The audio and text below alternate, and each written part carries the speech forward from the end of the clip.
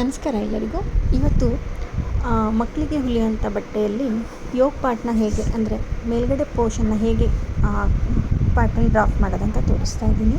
So first ಬಂದು shoulder divided by 2 ತೊಗೊಳ್ಬೇಕು. So ನಾನಿಲ್ಲಿ ತೊಗೊಂಡಿದ್ದು ಶೋಲ್ಡರ್ 8 ಡಿವೈಡೆಡ್ ಬೈ 4 ಮಾಡಿದೆ. ಸೊ 2 ಡಿವೈಡೆಡ್ ಬೈ 2 ಮಾಡಿದೆ, 4 ಬಂತು. ಆ್ಯಂಡ್ ಅದಕ್ಕೆ ನಾನು ಒಂದು 1/2 ಇಂಚಷ್ಟು ಶೋಲ್ಡರ್ ಡೌನ್ ತೊಗೊಳ್ತಾ ಇದ್ದೀನಿ. ಆಮೇಲೆ ಆರ್ಮ್ ಹೋಲ್ ಮಾರ್ಕ್ ಮಾಡೋದಕ್ಕೆ ಚೆಸ್ಟ್ ಲೈನ್ ಬೇಕಾಗತ್ತೆ. ಸೊ ಚೆಸ್ಟ್ ಲೈನಲ್ಲಿ ಚೆಸ್ಟನ್ನು ಮಾರ್ಕ್ ಮಾಡಬೇಕು, ಆರ್ಮ್ ಹೋಲ್ದು ಡೆಪ್ತನ್ನು ಮಾರ್ಕ್ ಮಾಡಬೇಕು.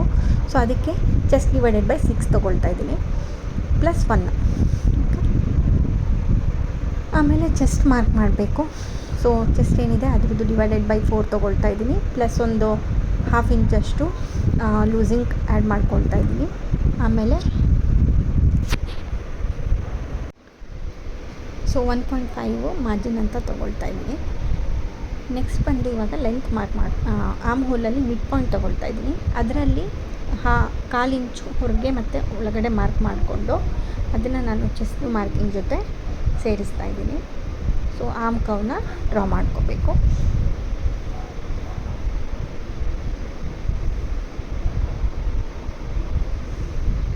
ನೆಕ್ಸ್ಟು ಯೋಗ್ ಪಾರ್ಟ್ದು ಲೆಂತ್, ಅದು ಬಂದು ನಾನಿಲ್ಲಿ ತೊಗೊಳ್ತಾ ಇರೋದು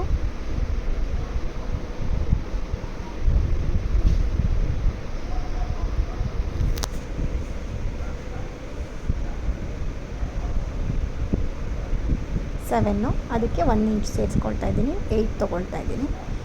ಅದು ಬಂದು ವೇಸ್ಟ್ ಲೈನು. ಅದರಲ್ಲಿ ವೇಸ್ಟ್ ಲೈನಲ್ಲಿ ಏನಿದೆ ವೇಸ್ಟ್ ಅದ್ರದ್ದು ಡಿವೈಡೆಡ್ ಬೈ 4 ತೊಗೊಂಡು ಮತ್ತು 1.5 ಮೇಲ್ಗಡೆ ಎಷ್ಟು ಕೊಟ್ಟಿದ್ನೋ ಅಷ್ಟೇ ಮಾರ್ಜಿನ್ ಕೊಡ್ತಾಯಿದ್ದೀನಿ. ಅದನ್ನು ಸೀಮ್ ಅಲೌನ್ಸ್ ಅಂತ ಕರೀತಾರೆ.